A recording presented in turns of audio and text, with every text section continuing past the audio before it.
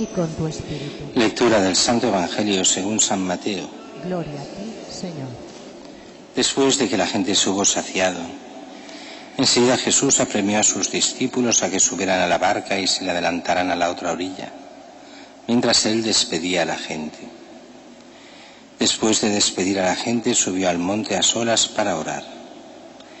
Llegada la noche estaba allí solo. Mientras tanto, la barca iba ya muy lejos de tierra, sacudida por las olas porque el viento era contrario. A la cuarta vela de la noche se les acercó Jesús andando sobre el mar. Los discípulos, viéndolo andar sobre el agua, se asustaron y gritaron de miedo diciendo que era un fantasma. Jesús les dijo enseguida: ánimo, soy yo, no tengáis miedo. Pedro le contestó: Señor, si eres tú, mándame ir a ti sobre el agua. Él le dijo: ven. Pedro bajó de la barca y echó a andar sobre el agua acercándose a Jesús. Pero al sentir la fuerza del viento le entró miedo, empezó a hundirse y gritó: Señor, sálvame. Enseguida Jesús extendió la mano, lo agarró y le dijo: hombre de poca fe, ¿por qué has dudado? En cuanto subieron a la barca, amainó el viento. Los de la barca se postraron ante él diciendo: realmente eres Hijo de Dios. Terminada la travesía, llegaron a tierra en Genesaret. Y los hombres de aquel lugar apenas lo reconocieron, pregonaron la noticia por toda aquella comarca y le trajeron a todos los enfermos. Le pedían tocar siquiera la orla de su manto, y cuantos la tocaban quedaban curados. Palabra del Señor. Gloria a ti, Señor Jesús. El Evangelio de hoy es un Evangelio que podríamos decir extraño. Estamos en ese momento de la época de Jesús donde todo parece que vaya a favor. Después vendrán los líos y los problemas. Jesús va haciendo muchos milagros, pero no son los milagros que quieren los fariseos.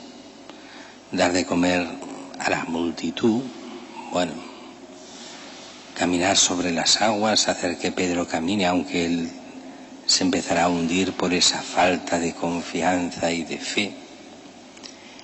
Después volver a curar a todos los enfermos que había allí.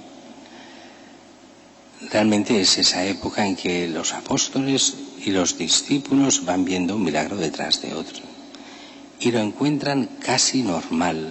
Solo en algunos momentos, cuando el milagro es más espectacular, como el de Pedro caminando sobre las aguas, o el hecho de que cuando Jesús entre en la barca el viento amaine, hemos de pensar que, tal como nos lo explica el Evangelio, todavía no ha anochecido cuando empiezan a atravesar el lago. Y resulta que están en la cuarta vela, o sea, de la noche, quiere decir, están ya poco antes de lo que es la aurora, poco antes de que llegue el sol, y todavía están en el lago, y no han atravesado el lago, y el lago tampoco es tan grande. Entre 5 y 7 kilómetros, toda una noche para hacer eso. El viento es contrario, no deja avanzar.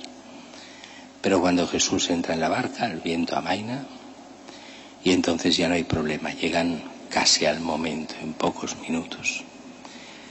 La mentalidad del Evangelio es muy clara. Jesús va mostrando quién es. Es curioso porque al principio del Evangelio y durante mucho tiempo sí que hay enseñanzas, sí que hay parábolas, sí que con los milagros hay enseñanzas, pero sobre todo lo que hay al principio son signos. ¿Quién es este?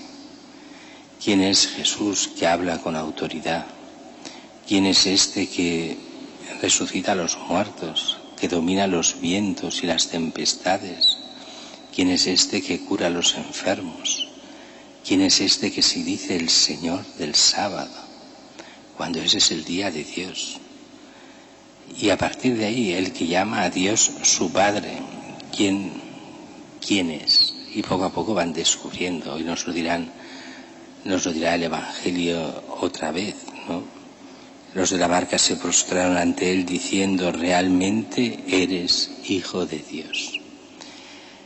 Y así Todo el mundo irá viendo la acción de Dios en Jesús, menos los que no quieren ver, sobre todo los fariseos, los maestros de la ley, los políticos tampoco, los poderosos de este mundo no quieren saber nada de Jesús. Pero el pueblo normal va creyendo en él. El problema está en que cuando ya han visto quién es Jesús, empezará a hablar de forma difícil. Quien no come mi cuerpo, quien no bebe mi sangre, no tiene vida en él. Quien come mi cuerpo, bebe mi sangre, tendrá vida eterna. Y como esto, mil y una cosas más. Y además, muy duro en los ataques a lo que es la hipocresía de muchos. Y entonces la gente empezará a abandonarlo. Habla difícil. ¿Quién puede seguirlo? Y así la gente lo irá dejando, hasta llegar a ese momento crucial con Jesús y los apóstoles. También vosotros me queréis dejar. Y los apóstoles dirán aquello, Pedro en nombre de todos, pero son todos. Señor, ¿a quién iríamos?